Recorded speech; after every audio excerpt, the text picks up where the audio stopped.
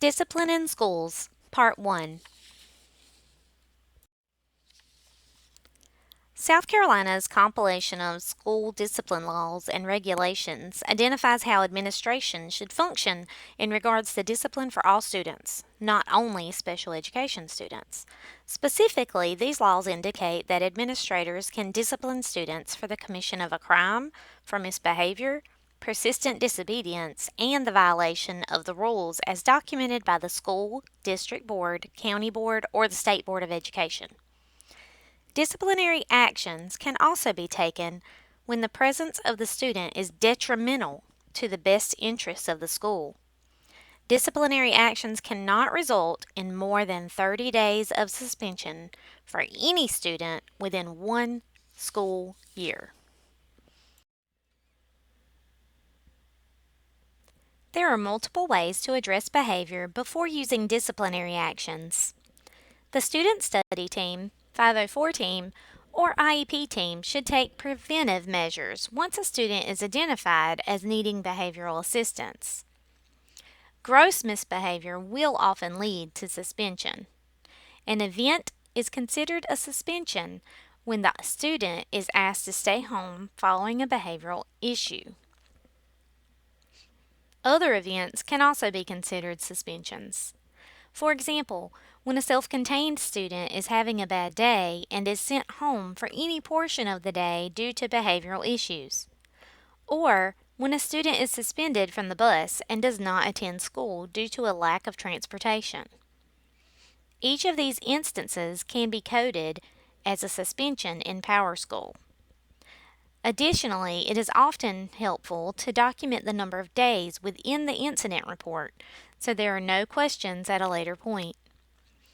When a student is suspended, not only should the incident report document the suspension, but the attendance report for that student should also match the incident report. South Carolina law indicates that a student cannot be suspended for more than 10 school days for one incident, regardless of the severity of the incident. Additionally, a student cannot be suspended for more than 30 school days during the course of one school year. The 30-day rule applies to both students with and without disabilities.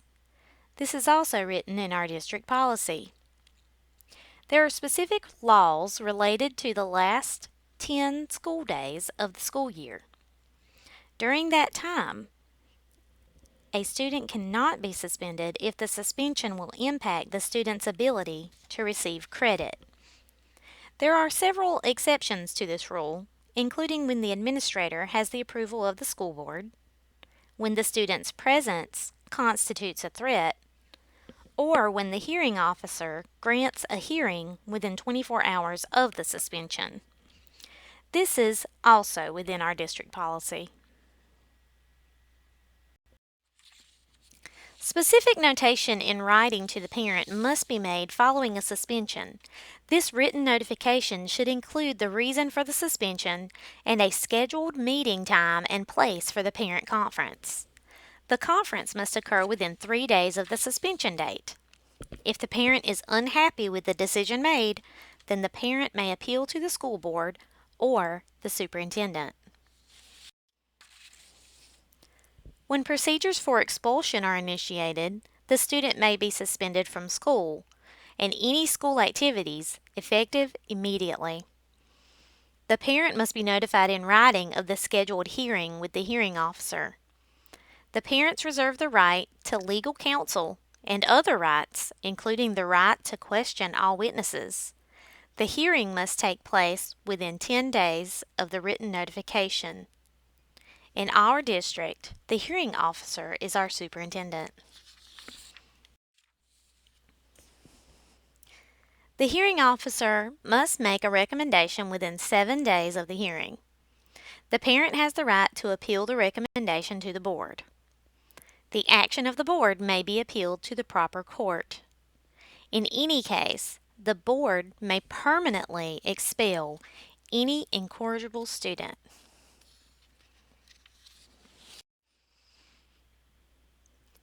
Every expelled student has the right to petition for readmission to the school at the end of the expulsion period. This is typically at the beginning of the next semester or at the beginning of the next school year. Expulsion or suspension prohibits the student from entering the school or school grounds, except for a conference with an administrator, attending any day or night school functions, and riding the school bus. Once a student is expelled from one district, that expulsion will typically prevent the enrollment of the student in another district.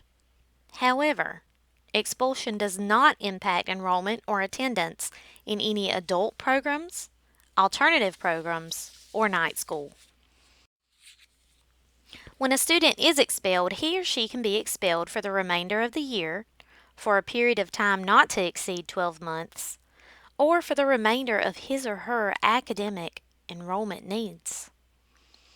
In any case, the family must seek educational services for the student or face truancy court. Some students enroll in private school, while others enroll in virtual school.